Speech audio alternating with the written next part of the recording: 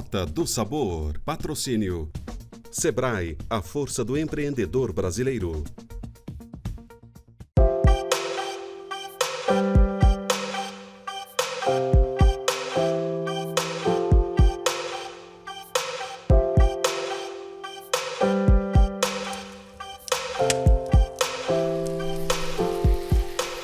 Estamos começando mais um episódio do Rota do Sabor.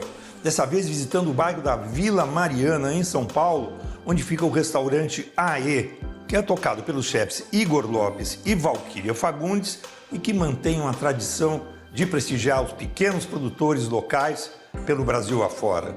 E no episódio de hoje, o destaque vai ser um ingrediente muito pouco conhecido no Brasil.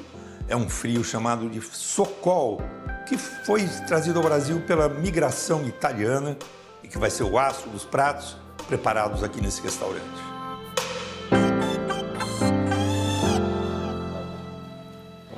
Fala, Igor. Tudo bem, Gisman? Tudo bom, e você? Tudo jóia. Pô, tá bonitinho aqui, hein? Obrigado. Prazer recebê-lo aqui. Não, prazer é meu. Vocês andaram reformando aqui, mexendo em alguma A coisa? gente reformou a casa toda, né? No meio do ano. Aham. E agora voltamos à operação normal. Legal. A casa já tem... É 2019, né? Que Sim, vocês... a gente vai fazer 4 anos em março agora. Aham. Que legal. Vamos dar uma percorrida aí para você me mostrar como é que lá. tá agora? Por favor. Então vamos. Ah, essa sala, por exemplo, toda nova, né? Toda nova. A gente conseguiu ampliar o número de lugares, então a gente colocou esse balcão aqui. Esse balcão ficou demais, né? Antigamente era uma janela. É. Então, com o projeto, a gente conseguiu ganhar mais 6 lugares. A decoração, parede...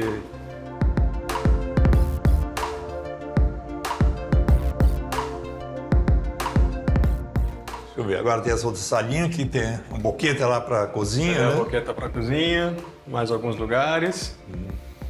A gente quis preservar esse aspecto de casa mesmo, então sem deixar muito moderno. Então a gente quis preservar realmente a identidade da casa.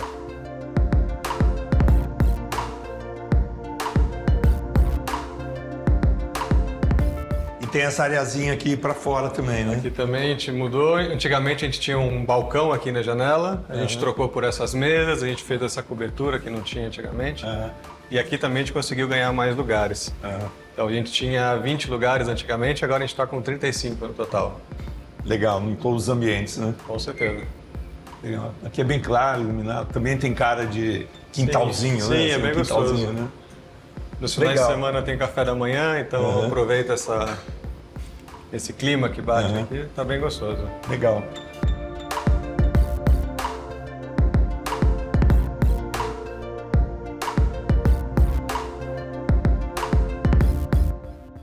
Bom, agora com a Valquíria aqui virou o time completo, né? Pra gente conversar. Eu queria conversar um pouquinho, antes da gente falar aqui do restaurante, sobre a formação de vocês. Vocês se conheceram na cozinha, se casaram na cozinha e viraram sócios e ambos são cozinheiros, né? Vocês, mas a formação de vocês é diferente, né? Quem começa? Acho que eu posso começar, já que o Igor já fez toda a apresentação. Bom, eu me formei na EMB, depois eu fui para o ITIF, que eles tinham uma parceria para a Itália. O ITIF é o Instituto Internacional de Culinária para Estrangeiros, né? Isso. Que fica em Costiglione d'Asti. Exatamente. E daí lá a gente faz 2 meses de curso, que abrange um monte de coisa, né? Toda a parte de comida italiana, desde doce até salgados, porque na época eu ainda não tinha decidido ser confeiteira. Isso que ano foi? Isso ITIF? foi em 2020, olha eu. Quisera eu. Foi 2011. E daí eu fiz esse curso e tal, e depois a gente tinha 4 meses de estágio. Então eu fui fazer esse estágio no Relais Château, em Ladispoli, que é perto de Roma, é como se fosse um litoral de Roma. E lá eu fiz uma parte de confeitaria, eu comecei na confeitaria e depois eu fui para cozinha quente. E daí eu descobri que não ia rolar cozinha quente, assim, eu falei, não é para mim isso. Daí quando eu decidi que ia ser confeitaria, eu fui para o Le Cordon Bleu, em Madrid. Eu fiz o curso lá completo de confeitaria deles. E depois eles têm um estágio também de 3 meses no Western Palace, Madrid. Daí comecei a mandar currículo, porque ia ter que voltar para o Brasil, porque meu visto estava acabando. E daí eu mandei currículo para alguns restaurantes, que eu fui pesquisando, eu estava um pouco fora do mercado, né, brasileiro, eu não sabia exatamente, então eu fui pesquisando e tal, e vi que o Epice estava começando a ganhar bastante nome, o Alberto estava ficando um chefe bem relevante aqui no Brasil.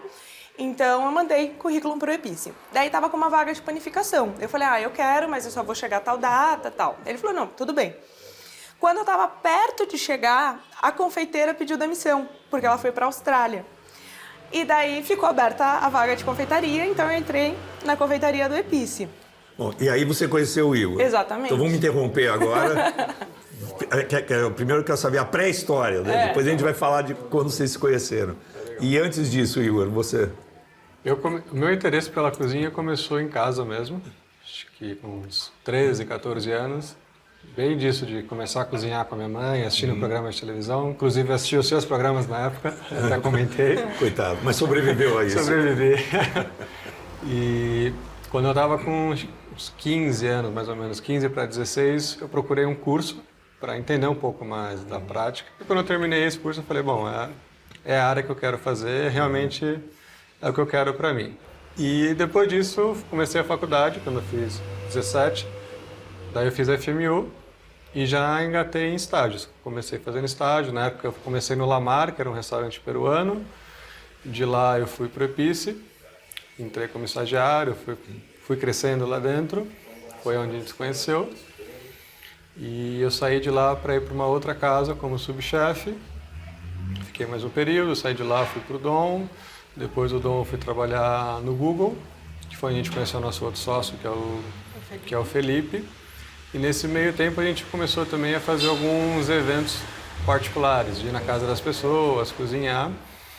E ao mesmo tempo eu tinha esse interesse em ir para fora. Era uma vontade que eu sempre tive, desde que eu comecei a trabalhar. A Valquíria já tinha essa vivência, mas ela topou ir de novo. Então a gente começou a se organizar para fazer essa viagem. E a gente conseguiu ir para a Espanha, então a gente ficou 6 meses no Nerua. Do chefe Oceano. E na sequência a gente foi para o Quique da Costa e ficou mais 6 meses lá também. Bom, aí vocês voltaram ao Brasil, começaram a fazer jantares para fora e tal, até decidir abrir o restaurante. Isso.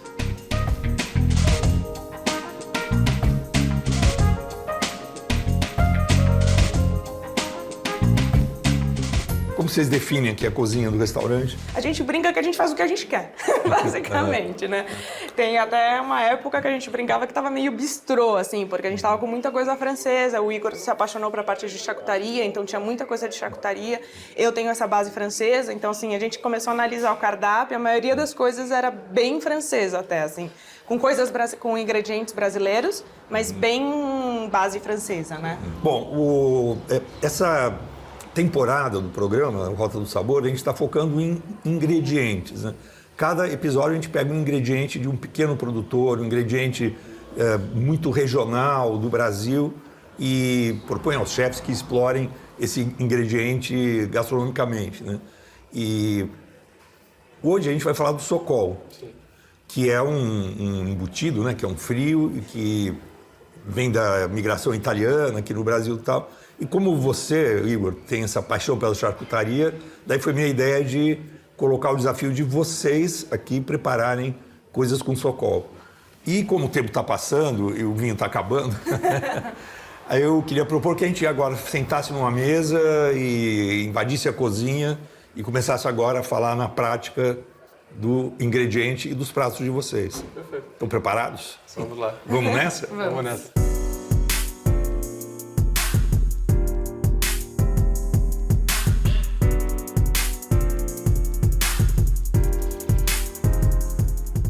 Bom, sendo o restaurante de vocês, tinha que começar qualquer conversa com uma oferta de charcutaria, né? De onde que veio esse seu interesse pela charcutaria? Esse interesse começou muito tempo atrás, num restaurante que eu trabalhei, em que tinha alguns preparos de charcutaria, só que eu não entendia muito bem quais eram os processos, assim, né? Por que precisava passar por aquelas etapas? Era um processo que a gente só replicava, mas sem o conhecimento. E acho que foi algo que eu guardei, assim, na memória e ao longo do tempo, conforme eu fui trabalhando, fui estudando algumas coisas, fui tendo mais esse interesse, até mesmo em livros. E eu comecei a mais a fundo, até que chegou um ponto que eu precisava estudar mesmo. Então fui fazer cursos, comprei livros. E acho que foi o mesmo bichinho da cozinha, picou, só que o da charcutaria. Legal. E aí eu comecei a ir fazer teste, trazer receitas. E hoje mesmo para os pratos, eu faço esse resgate assim, de algumas técnicas de charcutaria nas produções, nas elaborações. E acho que me identifica hoje como na minha cozinha. Assim. Então aqui a gente tem um pão de fermentação natural. Isso. Aqui é uma copa lombo defumada, que a gente fala que é o nosso presunto. Tem a mortadela, que é feita aqui na casa também. De acompanhamento, picles de legumes, mostarda. E essa é a nossa terrine, nosso paté em croûte. Cada semana a gente tenta mudar um pouquinho o recheio. Essa é de pato, com cranberry, amendoim e tem uns pedaços de presunto também no meio. Começando pelo pão. A mortadela, o Igor ficou meses, né? Pra conseguir achar a receita dos temperos e tudo. E o paté em croûte também mais uns meses pra conseguir. O paté em croûte eu quase desisti de fazer ele porque não achava um equilíbrio. Agora acho que eu acertei. Mas assim, mais do que pela massa, pela carne, né? Era mais pela massa sablé em volta, né? Porque é muito difícil achar uma massa que você consiga dar esse molde, né? E aqui também no Brasil você não encontra os moldes em si, né? As formas. E cada semana então você faz uma diferente, é isso? Recheio diferente. Recheio diferente. Varia muito com o que a gente tem disponível, né? Assim, no geral. Sim.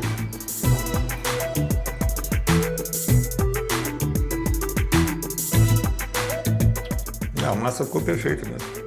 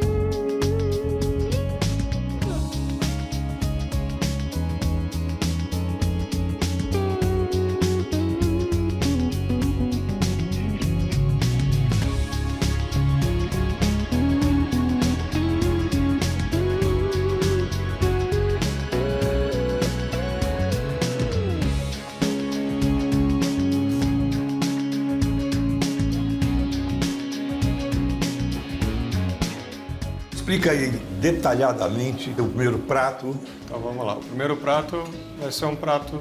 Pensei em coisas simples, que valorizem o ingrediente. Então tem uma polenta com fubá de milho crioulo, com uma polenta cremosa.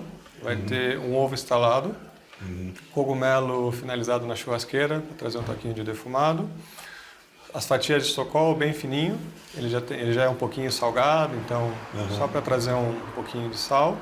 E vamos finalizar com uma salada de agrião, mostarda e erva doce. Olha, isso aqui é uma refeição, né? Quer dizer, tem uma cara de entrada, mas é bem rica, né? Sim. Olha que maravilha. Ainda tem um ovinho aqui escondido. Tem um ovinho escondido. Tem que estourar esse ovo. Ah, olha o ovo aqui, ó. Esse ovinho mole é perfeito. Pô, bacana, tem uma inspiração italiana mesmo, né? A polenta e tal. Polenta com ovo. O Socol está em boa companhia aqui, né? Está em casa. E você andou estudando o Socol, né? Quando eu te coloquei o desafio. Exatamente. Era um produto que eu não conhecia, então fui atrás dele. E das pesquisas que eu vi, assim, que era uma maneira de manter essa tradição italiana realmente. Então, eles produziam para produção própria, para consumo próprio. Os colonos italianos. Exatamente. E das coisas que eu pesquisei, algumas delas falavam que o Socol original ele era feito com copa lombo, né? Que é a carne, que é o pescoço que a gente fala. Né? Só que ele tem muita gordura, então eles acabaram adaptando um pouco essa receita para o lombo, que é uma carne mais magra, porque o Sokol também virou acabou virando um negócio, né? Então eles Começaram a vender também, não só para subsistência. Exatamente. Foram vendendo e começaram a adaptar um pouco para o gosto das pessoas que estavam comprando. Ficou muito bom, viu? Bom. Parabéns. Agora, um outro prato quente que você vai fazer, né? Me explica como que é esse outro prato. O próximo prato foi um prato utilizando um prato que a gente já serve aqui. Então, uma massa fresca recheada com queijo de ovelha.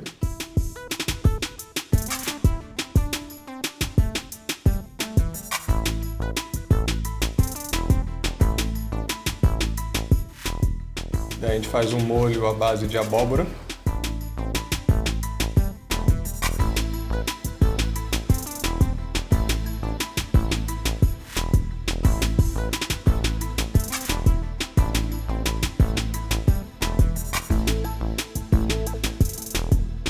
Macadâmia.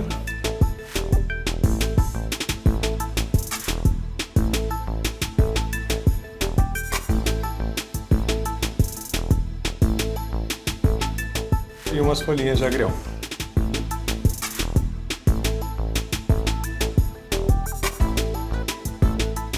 E a gente vai finalizar ele com Sokol.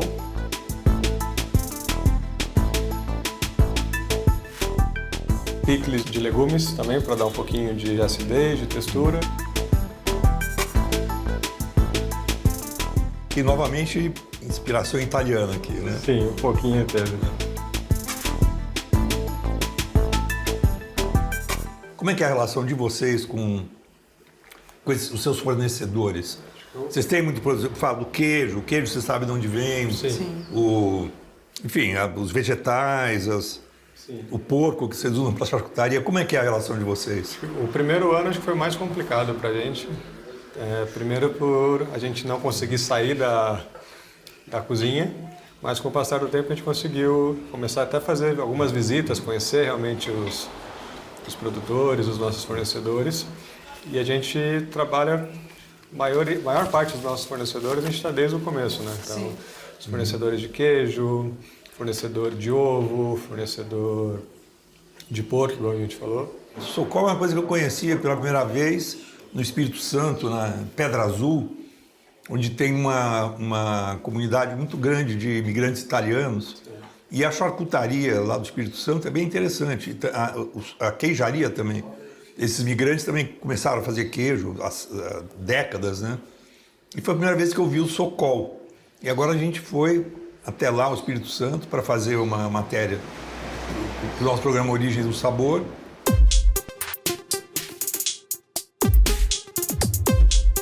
Eu sou Lorenzo Carnielli, estou aqui na sede da Fazenda Carnielli, com dois produtos únicos aqui na minha frente, Sokol e o Ossocolo. Sokol é fruto da imigração dos nossos nonos que vieram lá da Itália.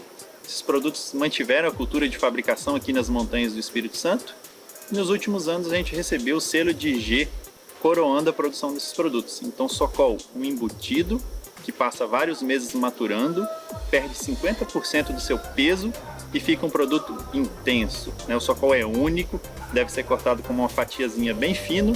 Isso é muito utilizado pelos chefes em terminações de pratos, massas, fazendo os crispes em cima das massas, em cima de molhos, produto amplamente utilizado. Também a versão do Sokol, o Sokolo, feito com a carne da sobrepaleta, que é mais intensa, maturação mais longa e vai ter essa gordura que vai dar todo esse sabor para um prato que vem dessa parte da sobrepaleta. Parte do Sokol está maravilhosa, agora você vai ter uma sobremesa, que é a sua especialidade, né? Isso.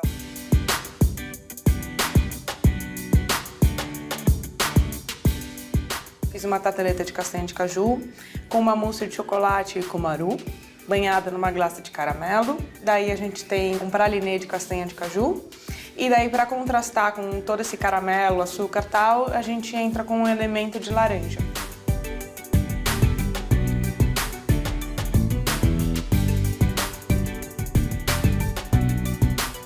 E temos também um sorvete de caramelo e café.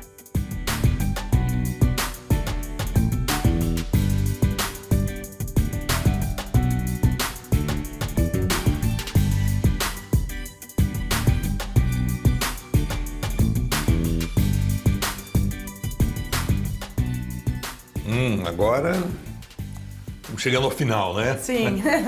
Você não aguentava mais esperar a sua vez, né? Eu tava me sentindo aqui excluída.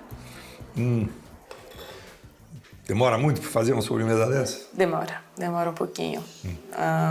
Às vezes a gente até nada, dependendo do movimento que tem em relação à sobremesa.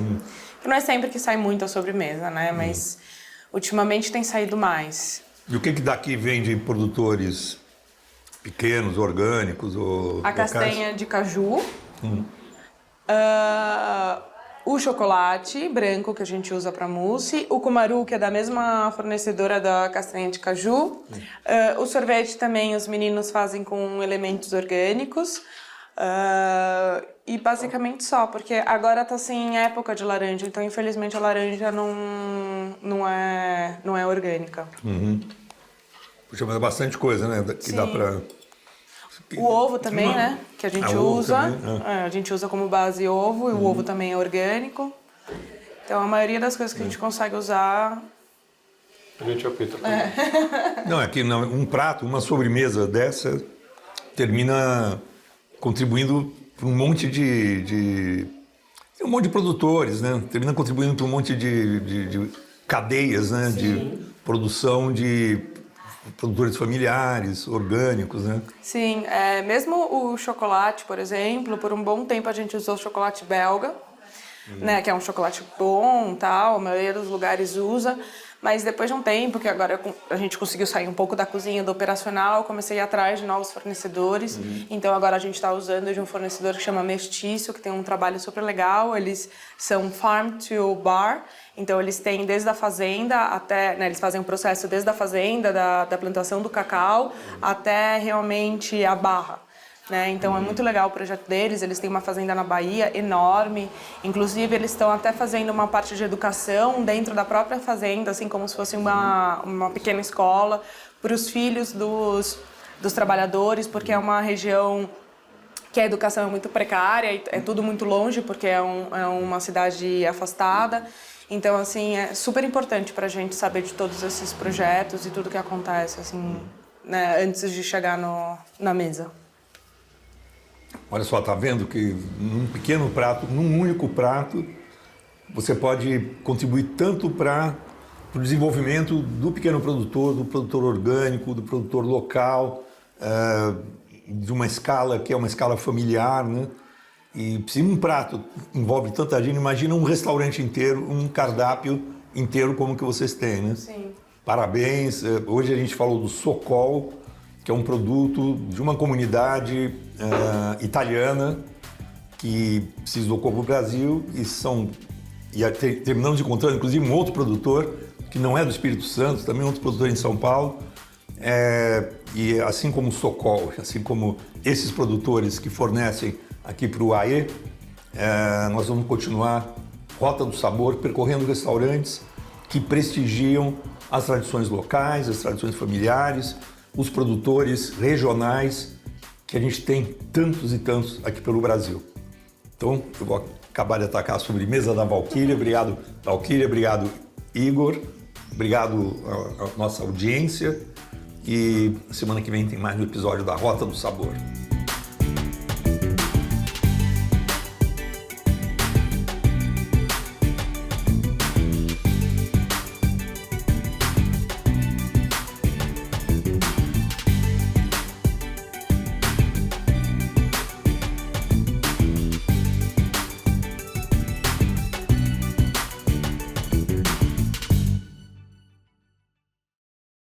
Rota do Sabor. Patrocínio.